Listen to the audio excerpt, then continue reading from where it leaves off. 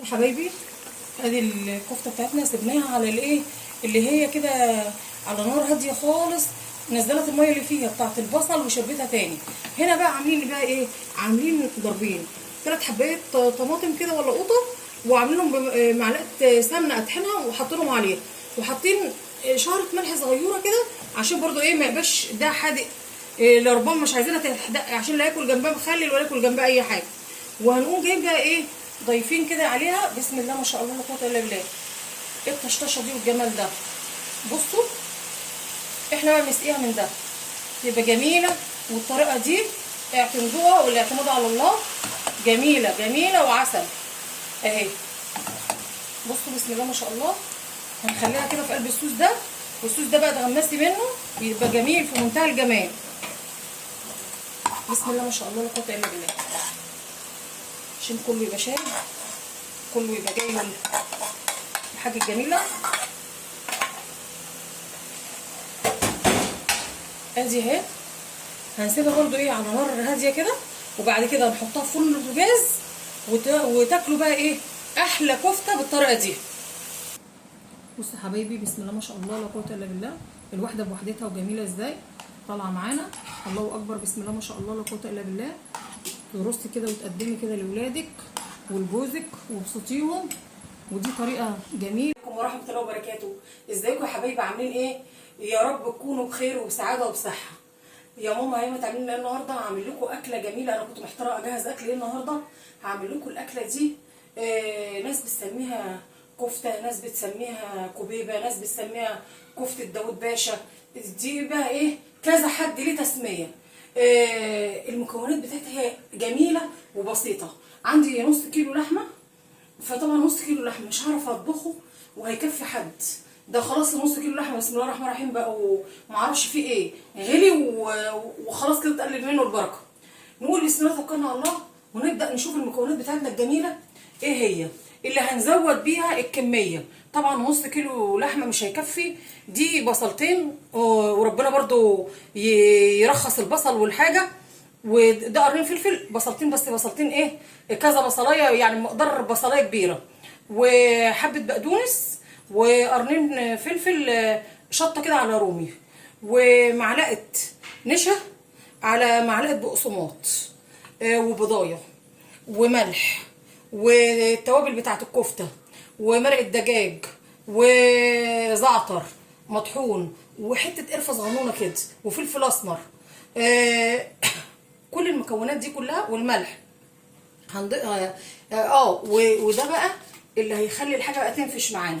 هنحط برده منه معلقه بيكنج باودر، هنحط معلقه الحاجه دي كلها هنفرمها في الكبه ونوريكم بقى اللي انتي بتعمليها ازاي والطريقه ازاي. واستنوا معانا بقى اجمل كفته واجمل حاجه. وعلى فكره دي بتتعمل للناس اللي هم ايه مستعجلين، الموظفين اللي مش عارفه تعمل اكل ايه وبتاع، يعني ايه بسرعه مش هتكمل يعني نص ساعه وتكون اتعملت. ممكن تعملي جنبها حبه رز، ممكن تاكليها بعيش، يعني ايه الاكل بقى حسب رغبتك انت. هتشوفوا احلى حاجه. اوعوا تنسوا اللايك يا حبايب قلبي والاشتراك لماما هيام. حبايبي عملنا اللحمه بتاعتنا على المكونات اللي قلت لكم عليها في الكبه اهي. وبتيجي بقى تعمليها كده تسمغيها ببعضها كده، وتقومي جايبه ايه ضايفه عليها معلقه بيكنج باودر، معلقه واحده اهي، وادي البضايه ونقطه خل صغيره، ولو محتاجين حبه بقسماط صغيرين هنحطوها. ادي العجينه بتاعتنا معانا اهي بنسمخها كده. دي التسميغه يعني ايه اللي احنا بنخلي كل حاجه ايه مع اللحمه كده، الفلفل بالبهارات بكل حاجه. دي اسمها التسميغه كده، اللي هي تيجي كل حاجه تبقى شاربه من بعضها وتبقى الحاجه مع بعضها اكنك بتعجنيها كده ببعضها. بصوا يا حبايبي بتكوريها كده اهي بسم الله ما شاء الله لا قوه الا بالله. ما تصغريش الكوره قوي ليه اللحمه بتكش. تعمليها الاول كده، تعمليها كده في ايديكي كده، تسمريها في ايديكي كده وتعمليها كده اهي معاك اهي. هنعمل بقى الكميه بتاعتنا كلها ونوريكم بقى ايه احلى كفته او احلى كبيبه اي بقى اسم. المهم مش في الاسماء دي كلها، ما تنسوش اللايك والاشتراك في القناه يا احلى ناس. ويا ريت حبايبي ما ينسوش اللايك، واللي اول مره يخش على القناه بتاعتنا الجميله دي يا ريت يفعل زر الجرس، هيجيله كل جديد ان شاء الله في القناه. اهو يا حبايبي بصوا بسم الله ما شاء الله، ادي نص كيلو لحمه عمل كميه قد ايه. هنحطها بقى بسم الله ما شاء الله لا قوه الا بالله على البوتاجاز. وفي خطوه تانية خليكم معانا هوريها لكم برضو يا حبايبي. ادي الكفته بتاعتنا سيبناها على الايه اللي هي كده على نار هاديه خالص، نزلت الميه اللي فيها بتاعت البصل وشربتها تاني. هنا بقى عاملين بقى ايه، عاملين ضربين 3 حبايات طماطم كده ولا قطه، وعاملينهم بمعلقه سمنه اطحنها وحاطينهم عليها، وحاطين شعره ملح صغيره كده عشان برضو ايه ما يبقاش ده حادق. لربما مش عايزينها تحدق عشان لا ياكل جنبها مخلل ولا ياكل جنبها اي حاجه. وهنقوم جايب بقى ايه ضايفين كده عليها بسم الله ما شاء الله لا قوه الا بالله ايه الطشطشه دي والجمال ده. بصوا احنا بقى بنسقيها من ده تبقى جميله، والطريقه دي اعتمدوها والاعتماد على الله، جميله جميله وعسل اهي. بصوا بسم الله ما شاء الله، هنخليها كده في قلب الصوص ده، والصوص ده بقى تغمسي منه يبقى جميل في منتهى الجمال. بسم الله ما شاء الله لا قوه الا بالله، عشان كله يبقى شارب، كله يبقى جاي الحاجه الجميله. ادي اهي هنسيبها برده ايه على نار هاديه كده، وبعد كده نحطها في فرن البوتاجاز وتاكلوا بقى ايه احلى كفته بالطريقه دي. بصوا يا حبايبي بسم الله ما شاء الله لا قوه الا بالله، الواحده بوحدتها وجميله ازاي طالعه معانا، الله اكبر بسم الله ما شاء الله لا قوه الا بالله.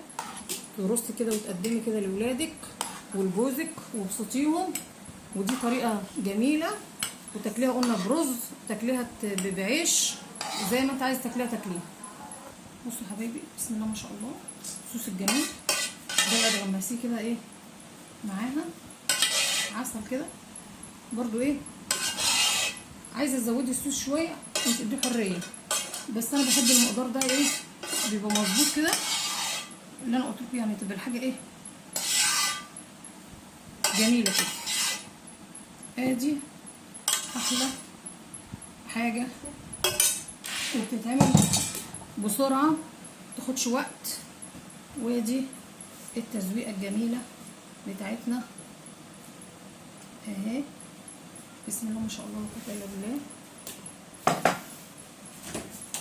بسم الله ما شاء الله لا قوه الا بالله. بصوا بقى تاكلوها بعيش، تاكلوها كده بصوا الجمال. وادي الطحينه الجميله بتاعتنا بسم الله ما شاء الله لا قوه الا بالله. بصوا الجمال،